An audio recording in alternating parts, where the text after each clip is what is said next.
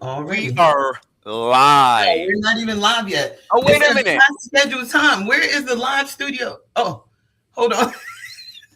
We're live. Go on to LinkedIn. Go on LinkedIn. Are we live on LinkedIn? Are we live on LinkedIn yet? Let's see if we are. Um, Let's see if we are. I'm gonna check right now Let me because we should see. be live. Make sure you, I'm make sure you don't have to post it. excited, Ben. I'm really excited to be here, man.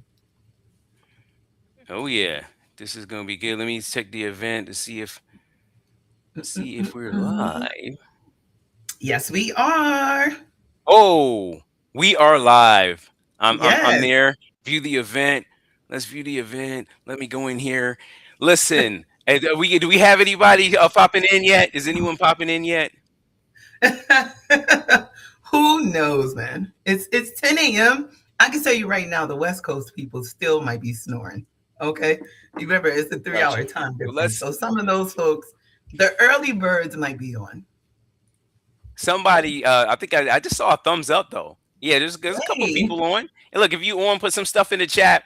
This is going to be an amazing conversation with an amazing person who has an amazing, impactful project that's coming on. I'm about to put something in the chat. Um, thank yeah, you all for coming. I'm putting something in the chat right now. Make sure you check out that link and everything. Um, let's go ahead. Let's go ahead and get started. Let's just go ahead yeah. and get started. It's 10:01. I don't like to be late. I'm fantastic. If you don't know me, I'm fantastic. I'm just like a LinkedIn like personality. Like I'm a project manager, AI strategist, AI dude. I give people flowers, super positive, into emotional Yes. intelligence and all that. So follow me on LinkedIn if you don't.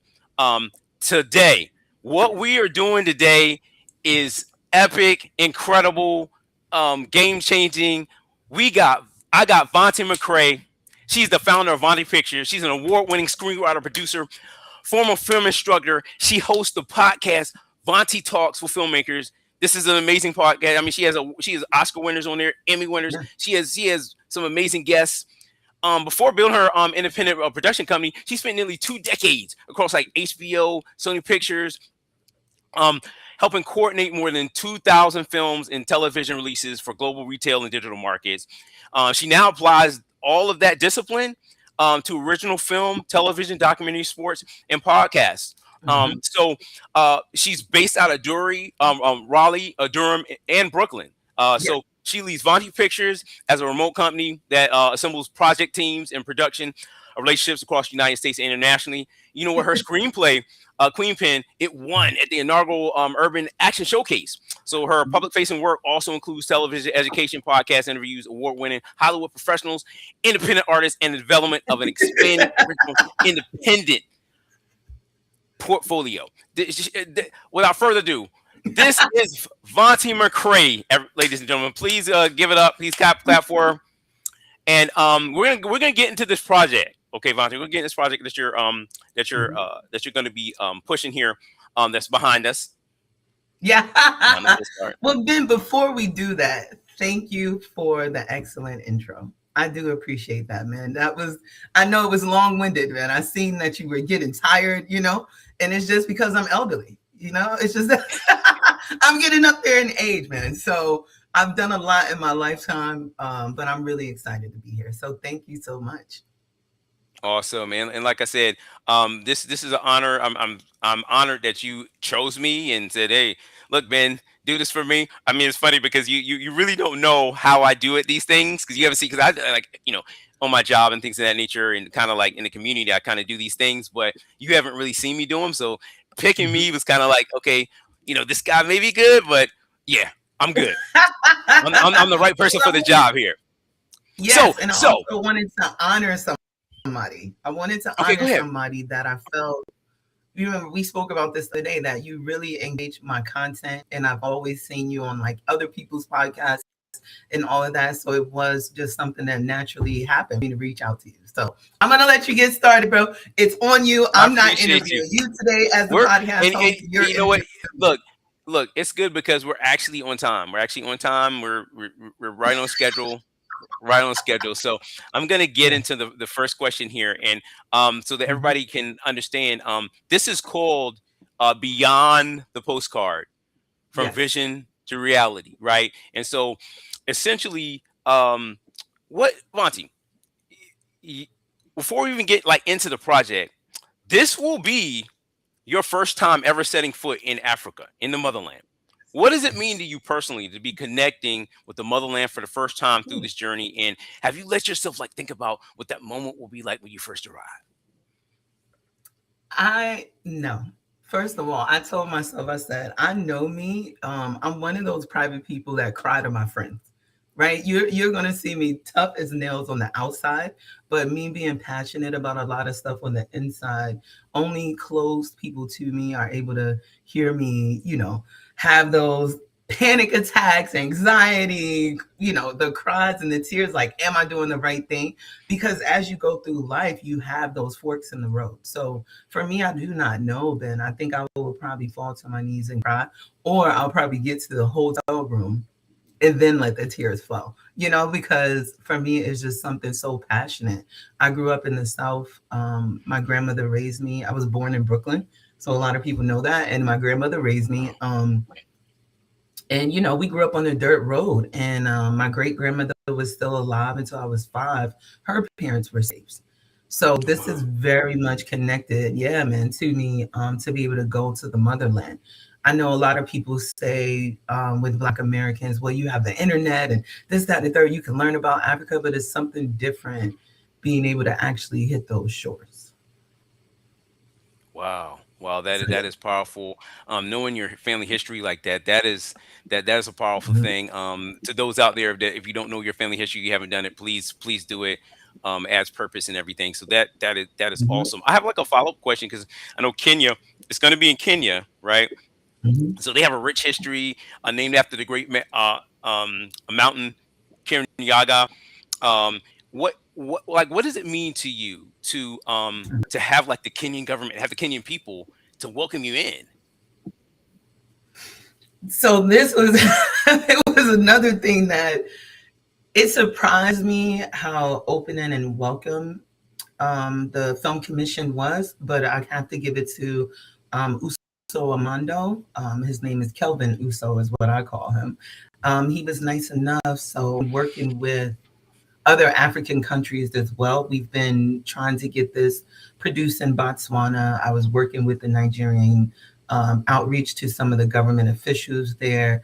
And then USO, came up to me. We had a follow up meeting in January of this year.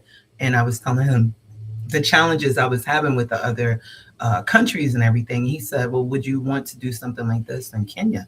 And for me, it's like, absolutely. I hope that Beyond the Postcard can eventually go throughout the continent of Africa and then throughout the world, because this is something that is positive. I want people to look at this travel docu series. It's more of an immersive experience, right? And then we haven't spoken about this, right? So the docu series is actually covering not only just one thing. A lot you see these docu series and stuff is just, oh, what's the big favorite dish? But they don't do a deep dive into the actual country. I'm not trying to go to the vacation spots. I'm trying to figure out what is the culture, the language, the clothing, the technology, fashion, their sports and everything, how they're taking care of, the community and also the animals within it, right? Because there's this narrative about Africa that is so negative sometimes. Black Americans and Black people around the world know that Africa is a beautiful place, but it hasn't been reflected in that way. You do not see that on, TV shows and all of that. You have a few reality shows and everything, but this is something that even if a Kenyan person were to watch it, they would feel happy and be like, this is my country. And that is the goal overall. So that is something, to get back to your question, that's why I want to do this in Kenya, kicking it off, right? Because again, they feel so welcoming, and I'm very proud to try and bring my skills over there. Awesome. That is Yeah. simply amazing.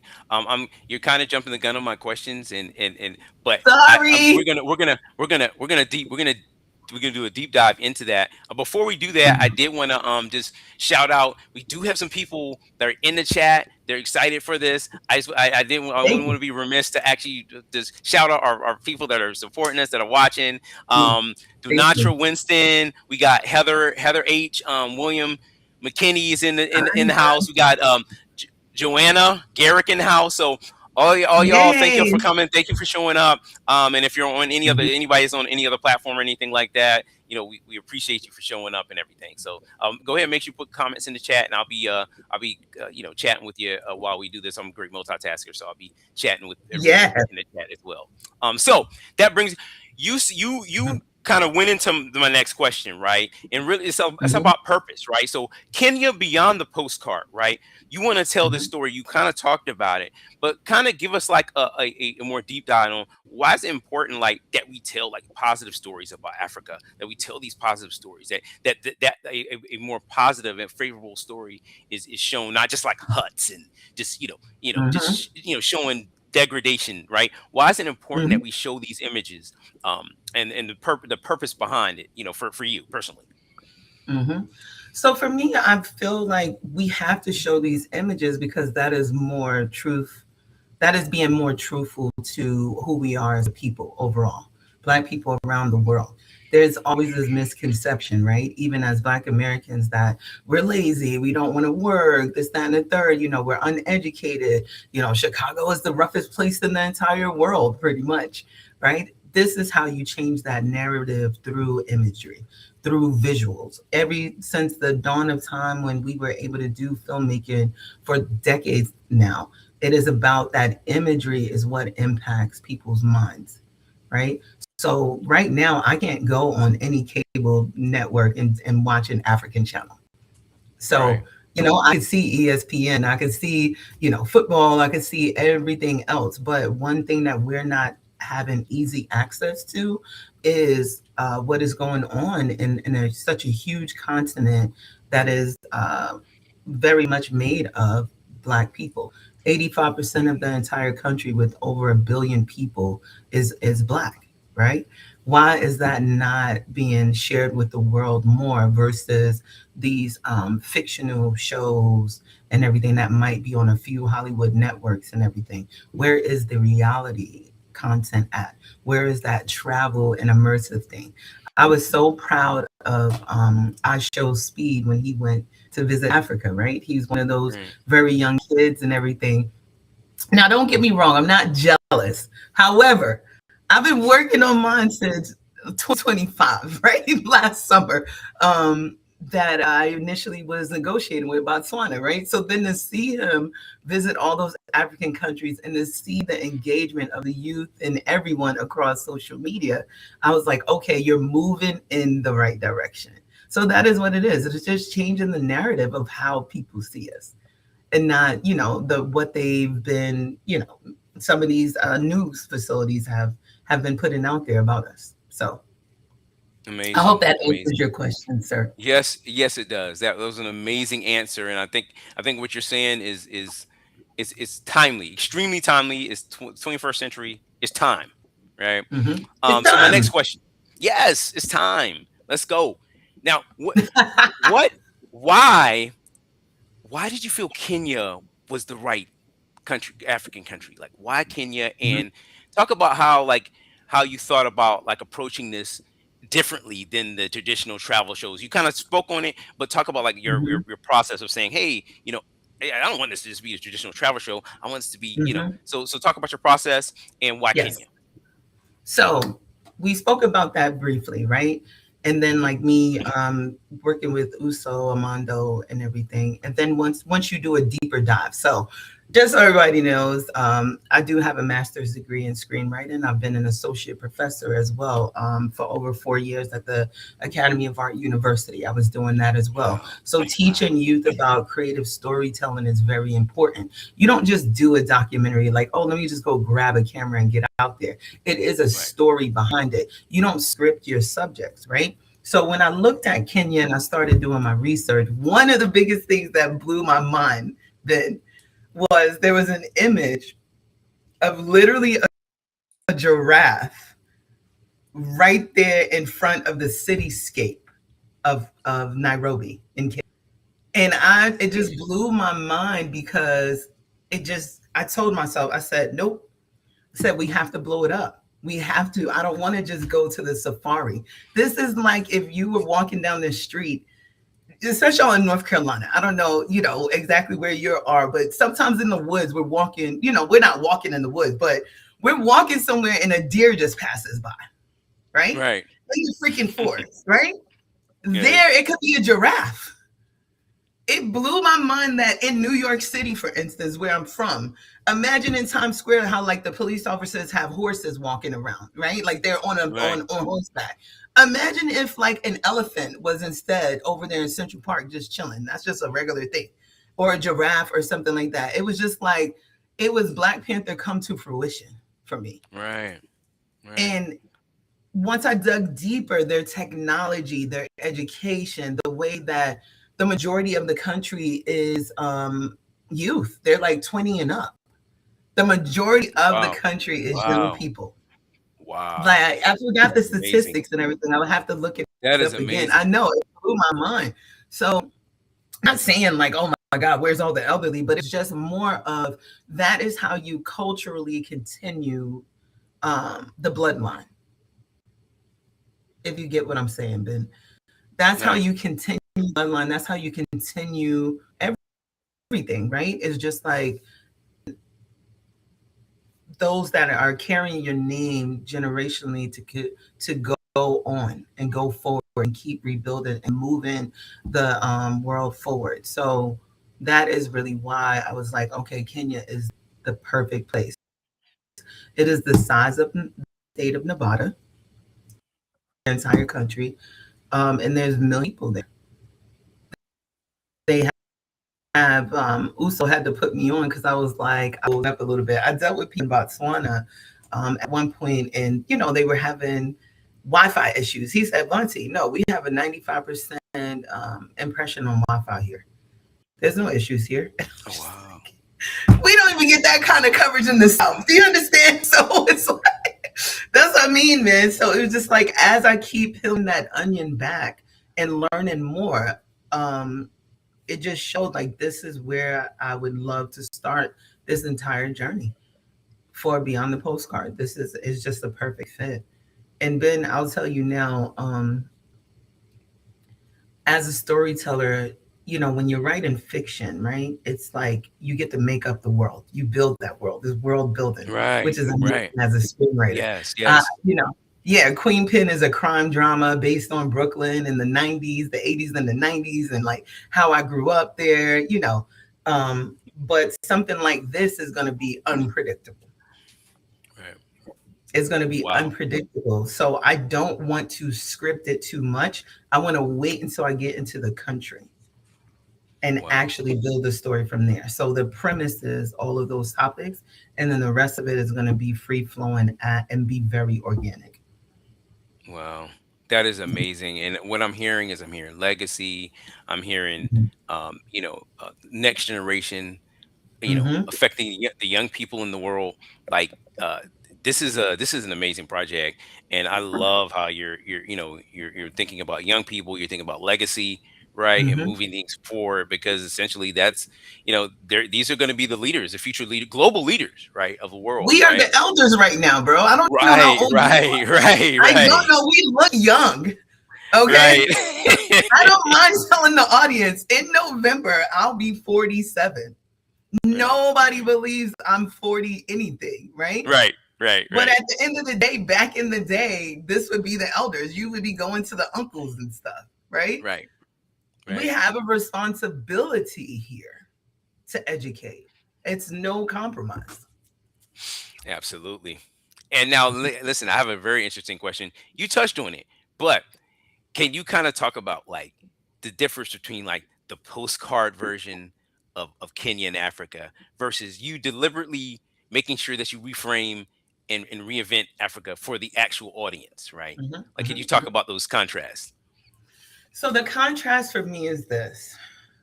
Number one, this docu is going to be positive regardless. I'm not diving into the politics.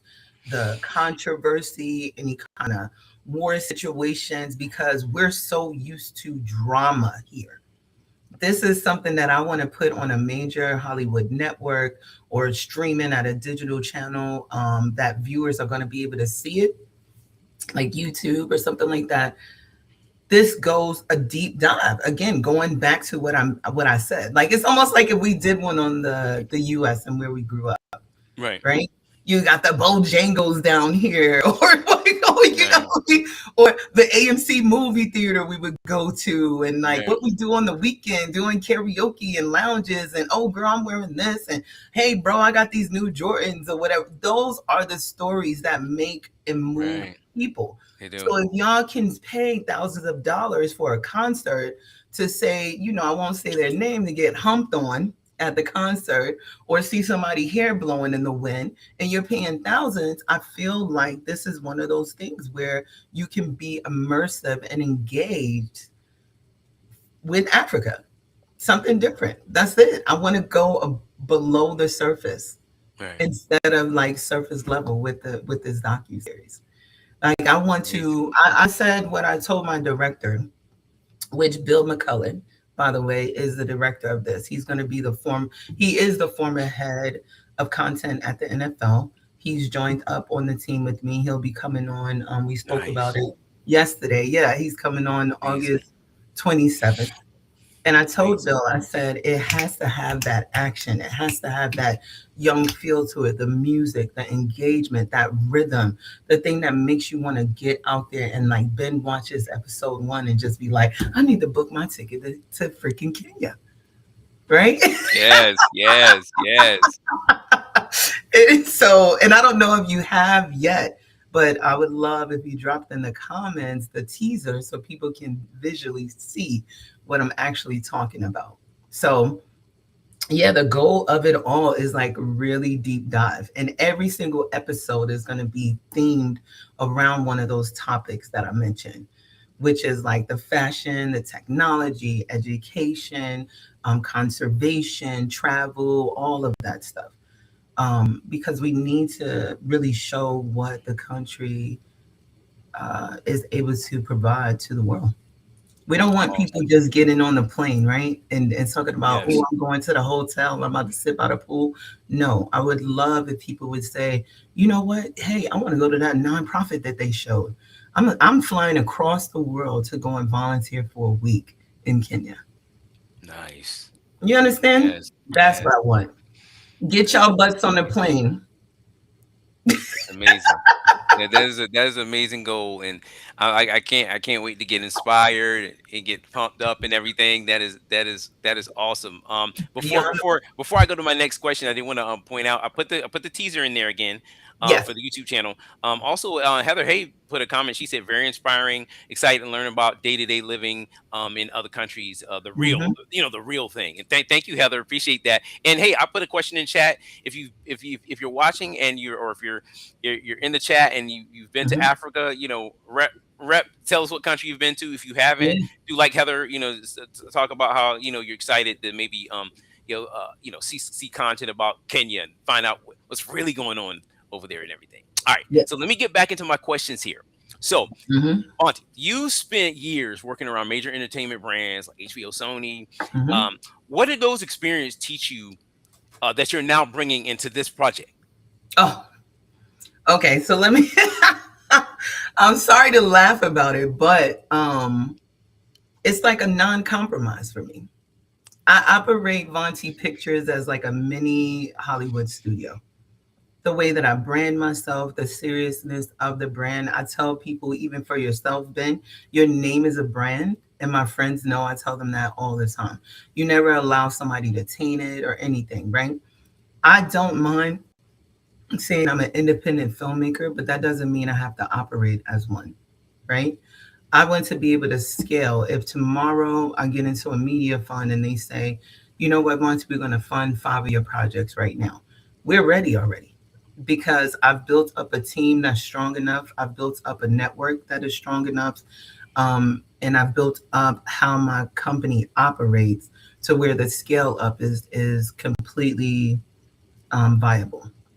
So I tell people, stop. being reactive and be proactive. And it doesn't take that much time, right? So in 2021, I left my job over at a healthcare education company doing webinars. And I'm just telling you this, Ben, because it's a great example, right, on how I operate. When I first left HBO, right, I didn't know. I was at Sony for 3 years, HBO for 9 years, working at a high velocity project management of everything that was there. So over 2,000 titles. Game of Thrones, I was able to get that into Redbox, and like, oh my god, I can't even name all the titles that I worked on, bro. From like it just, if I started naming them, it'd probably be like over 500 to, yeah, like 2,000 titles. Yeah. I don't, that's not even a humble brag, but I would love for somebody to put a list in front of me of like Sony and HBO titles from the years that I was there, and I'd be like, yep, worked on that. Yep, right? I know, and I'm very long winded, and I apologize, Ben. No, You can you're cut me good. off at any You're time. no, you're good. You're good. Keep going. But going as operating my studio, right? Because I consider myself an independent production company, but it'll be a studio very soon. Um, what I do is operate at that capacity as far as like scheduling goes, ingestion of filmmakers and everything. So if you want to send me something, you should always sign an NDA. We have contracts available, LOIs, endorsement letters, all of the things that you need to have as a filmmaker, right? We even just onboarded a fiscal sponsor for through a nonprofit, to where if there wanted to be donations and all of that, brands, investors, all of that stuff, they would be able to flow through that nonprofit. So again, it's all about looking at it how a studio operates. People are very misinformed in how a studio operates. I Yes. see it all the time on LinkedIn. They're like, oh, this studio doing this and this studio doing that, and they didn't do this and they didn't do that. I'm like, what you're saying is not true. Right. The biggest thing, two things I would say. One, as an indie filmmaker, as a creative, you can get blacklisted in 5 seconds. I've seen it happen. Wow. Yeah, a director says they do not like you, then they're no longer working with you. They're telling everyone in their network, don't hire her. Right. Wow. Well, I haven't had that happen, thank God. But I'm just telling you, that's how Right. easy it is. They definitely blacklist. If you are on set and Ben takes too long of a lunch, and somebody that is Wow. working above you and does not like you, they will spread that around the entire town Wow. that you are lazy or whatever. That does not happen at the studios. The Wow. studios operate as a major enterprise corporation. You have to be 90-day probation, 60-day, 30-day write up. They don't do what happens here. They don't blacklist you like they do in the creative. And that for me was the biggest two biggest challenges that I've seen. And it was traumatizing. I was just like, this does not happen at the HBO in so many places. And people, even if people cannot stand you, they don't have the right to go to HR and be like, I can't stand Ben and get him off my team. Nope. Right. Can't do it legally. Right? Wow. Right. These Right. creators, boy, it's like the wild, wild west. Wow. And they operate almost like it's like a construction site. You know how construction site, you just say the most vulgar things, Right. Right. things that HR should be tapping on your shoulder. Like, bro, did you really just tell me that? But what I Wow. will say, for the creatives working at a high capacity, what I love is how they move. They move like it is Finding Nemo. That's what I tell people. Remember Finding Nemo when the turtles was swimming in the ocean and Nemo Hmm. was with them, and then he Hmm. spun out, and then they all just moved in unison. Right. Right. Right. How the creatives will operate. You tell them to go to the next room, boom, cameras being set up, mic, sound, boom, boom, boom, boom. Everything's moving like water at the professional level, right? That's what I love about the filmmaking, and that's what I want my teams to operate as. It's like it's coming with the Hollywood flair of like you're not being blacklisted for BS, Right. Right. and coming with the professional crews that know what they're doing and know how to move expeditiously. So, So that I'm yeah, gonna stay. I'm no. I'm gonna stay on that yeah, because go I ahead. want to kind of talk about how we're going from like supporting a project, right, Mhm. to actually creating it, producing it, right. So Mm, like a lot of people think independent filmmaking looks glamorous or whatever, but there's a lot that goes on behind the scenes. So what does it actually take to move like a project like this, Kenya Beyond the Postcard, right? From just like, inception to moving it towards production, and like the difference between Mhm. like just supporting something to actually creating it yourself. So it goes back to me working at HBO in project management, right? So first of all, I'm a screenwriter at heart. The producer side I was thrown into, and I didn't realize if I would be great at it, but then I realized the correlation of it from project management. Ah, nice. Yeah. So like the scheduling, the engagement, learning how to speak with the different levels of people that need to actually operate within the project. So look at that. And you're a PMP yourself. So you know how Hmm. that is, right? Absolutely. Every feature, TV show, whatever is actually its own business. Some of these companies even set it up as an LLC, Okay. which is crazy, right? But it's Right. literally a business because on the operational side, while everybody leaves the studio or leave the movie theater and you see those names going across, Hmm. those are actually people that work there. So you can have hundreds of names. You have to capture that on a professional level, ADP payroll or whatever the case may be, and get them flowing through that. Oh, So wow. as a producer, especially as an executive producer, I'm like the CEO of the company. So Right. then I come up with the concept, or someone brings the concept to me. I package it out from like pitch decks, investor decks, all of the things and the materials that the other people that I'm engaging are going to want to see, right? Hmm. Then you come up with the scheduling. You find the people that are going to support the project. And the hardest thing is finding those people that see your vision. Because guess what? I'm not doing a remake, right? Right. Beyond the Postcard, Right. Right. Kenya Beyond the Postcard does not exist, Right. right? In the format that I'm creating it. So I have to find that tribe of people that are going to trust me on this journey. And that's not easy. Uh, That's not easy. But when you present yourself well, have all of your materials ready to go. It was like, hey, I'm sending you a LOI. Hey, if you help me do this, I'll make you a producer here. Hey, you know what I right. mean? Right. Right. Right. Right. If you do this, I'm going to do that. So a lot of bartering goes, and then you transition into going over to the funding side. So we were able to get pre-distribution already, where there's an Wow. organization that is willing to look at the content once we're done with the pilot or the trailer and see if they can maybe get it on network and everything. I Nice. also have a network connection as well that is willing to look at the pilot to see if they want to put it at the studio level, right? Nice. That comes with not only being in media for a very long time, but also nurturing my network. So from soup to nuts, the producer, you bring them in. The producer looks on who they're hiring. They bring in on a director and everything. That director and them then starts discussing like who could be potential crew, or you already have crew attached, and then they just expand on that vision. Now you have all the contracts being done and everything.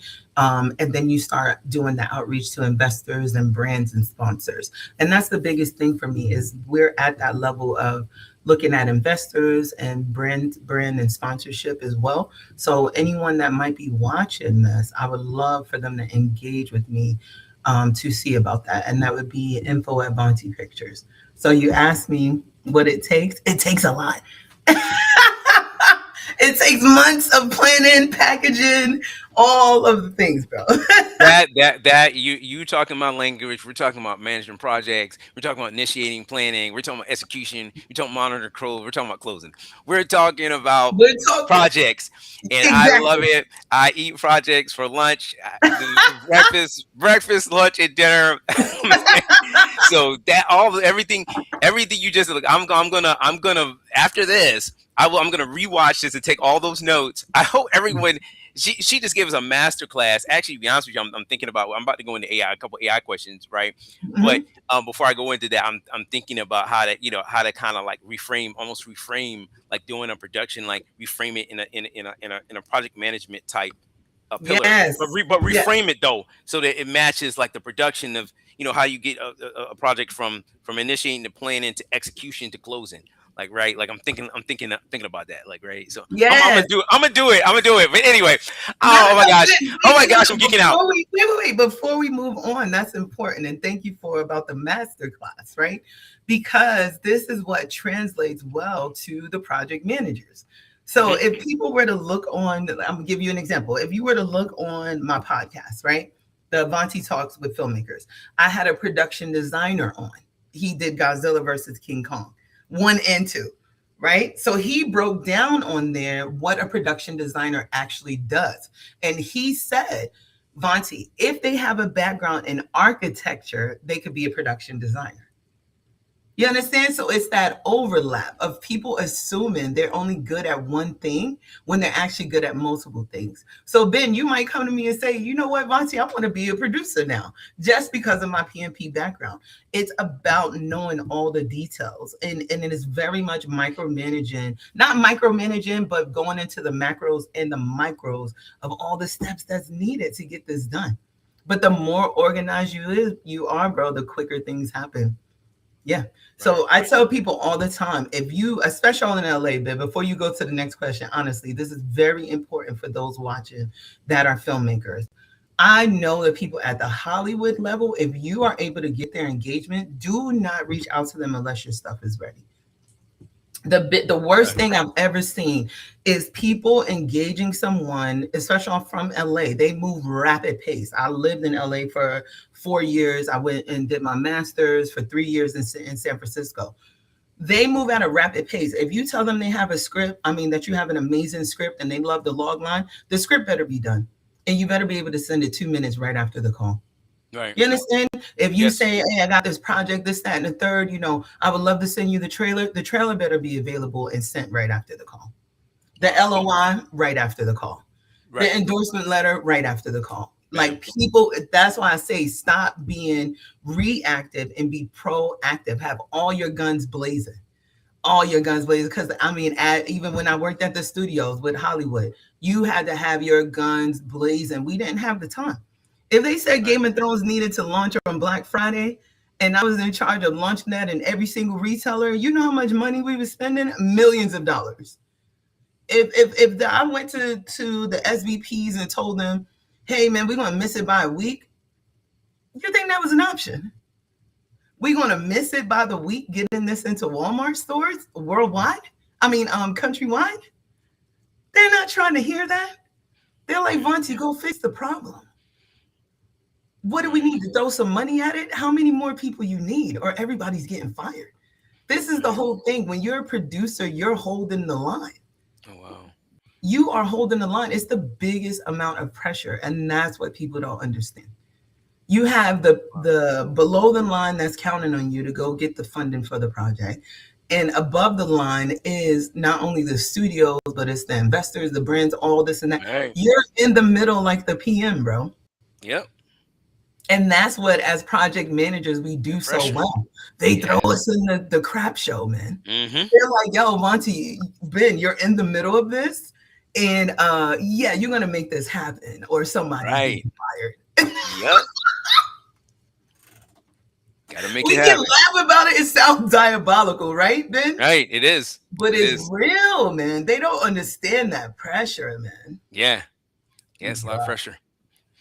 That is awesome. I'm glad you keep bringing up the project management piece because that's what it is. I've always told people like Ryan Coogler is one of my favorite like directors, and Yeah. I'm like the man is a master project manager. I mean the way Hmm. he I mean it's incredible when you hear him talk. If you understand project manager, you're like, man, this guy's incredible, right? Like, yeah, yeah, you can hear it. You can hear Yeah, he's it. the director, the producer, and sometimes Right, you can even the hear, writer yeah, most you can times. hear, Yeah. right, I know, and you can hear, like, you can Hmm. hear the process. If you understand what it takes, you can kind of hear, like, oh man, like this is Yeah, right. this is good. All right, okay, let me switch to AI before we run out of time. Let me ask a I quick AI know. question, right? Like, Yeah. so AI, we both spend a lot of time in the AI space, right? So, Hmm. what does AI like change like for a project like this to allow like you to do things traditionally that may have required like years ago that may have required like a much larger staff, but now you Hmm. can use AI to help you with it. Okay. So you already know I'm an AI fanatic, right? Yes, yes, yes. We know, Um, we know. Yeah, yeah. So I have a company called WeTeachAI.org for anybody that's watching to educate them on AI. If you go to the VontiPictures.com website, that was literally done by AI. Okay. Codex literally revamped, went in, edited out the entire website, did the layout and everything, right? A lot of filmmakers, and this is very controversial, do not hang up filmmakers that are against this, right? Because you need to learn something. You need to learn something. I never shied away from learning the technology, and I never shied away from ingesting that technology into my process. And you know that, Ben. I know as a PMP, you see how many times software changes for scheduling and all that crap. You know what I mean? We have to learn it all. In the filmmaking, to validate. So the old process was people that could afford it, because these trailers even are not cheap. This is why I'm even doing the fundraiser. And Ben, if you wouldn't mind dropping the Kickstarter thing in the Put that right comments, in right? there. To do a trailer even is 50, 60, 100,000, depending on the level you want to do it as. Now, there's going to be people in the comments like, oh, you could just do it on your iPhone and get your actors together. But is it broadcast ready? Right? Can the studio, when you go to a Netflix and all of that, they want to see if it can be on their channel. It Right, can't be filmed cheaply. It can't look cheap, right? right, It right, needs to look like, can they air this tomorrow on the channel? right, What AI does is make your stuff look broadcast ready, right, to right, where then they want to invest, right? The whole right, goal of it is to get it out to millions of people, to get that sucker license, right, right? To retain your IP, which is your intellectual property. So, with the studio, if they are the ones that's not only going to distribute it, but make it, oh, your IP is gone. Your right, intellectual, that idea, the beyond the right. postcard, that is gone. They're going to be like, hey, Bonte, we'll give you 20% back of your own IP because we made Wow. it and we're putting it to our, say, for instance, Netflix has an audience of 300 million, right? We're putting it to our 300 million subscribers and we're paying you to, you know what I mean, for us to distribute this on our platform, right? So we're telling you, we're your boss now, right? So I have to come to them with an amazing trailer, with an amazing pilot that they're like, yep, we'll license it. Now, if I come with it, with the content, now it's a different conversation. You have to license it from me. This sucker can be licensed in the libraries throughout the country. This can be licensed at universities. If NASA wants to hold this bad boy, if airlines want to license this bad boy, so you know how like you're sitting in on the airplane and some movie that just came out is now on the airplane, that's a Hmm. license. Right, That is right, licensed. Network has to license. Exclusivity deals come in. So you want to retain your IP. AI is able to get you there, right? Because it makes it look like it's broadcast ready. ready. Wow, Some wow. people don't have the money to color temperature to reframe it and all of that and to like make it look like that. So their stuff is looking cheaply made. And the network is like, yeah, yeah, yeah, yeah. The big bosses are the ones that either made a film already and got the capital or they got access to the capital.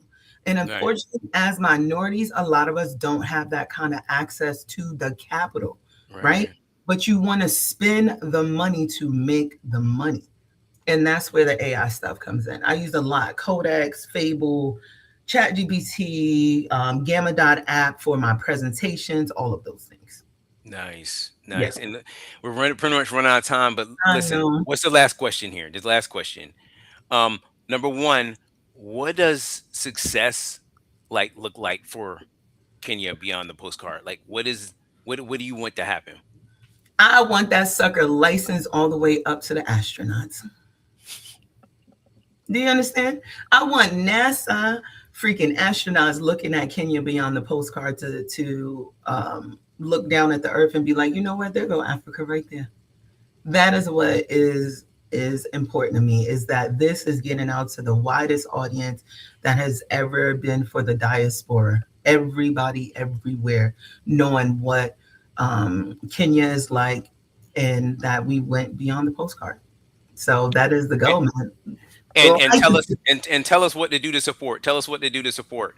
What do we do? okay, so we're starting a Kickstarter fundraiser, and I think he might have dropped that link I in, just but did. you'll see that over the next few weeks. It is pre-launch right now. We're launching on August 31st.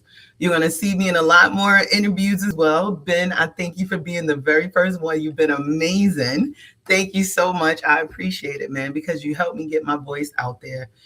You're an exceptional person for doing this and everything. But yeah, that is the goal, is just to support it, reshare as well. Don't be private about it. You're not in no crazy chat or whatever. You'll see clips coming through. Just reshare and get it out there to as many people as possible. Because the more support that I have, the more chances of this being made and everything. It's expensive to go to Africa. I'm not even gonna lie. So to get my camera crew over there, all the people that I need to go with me to shoot in a phenomenal trailer, we're also hiring local as well.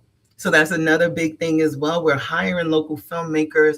We're going to be interviewing people that are there. We're going to go talk to the government as well. So there's a lot for me to do. And like I said, this place is as big as Nevada. So we're going through the whole country. It's not just one area, right? We got to fly different places, all of that stuff. So yeah, man. So that's it, Ben. Thank you so much. I Well, appreciate it. we appreciate you, and like everyone, everyone share the links.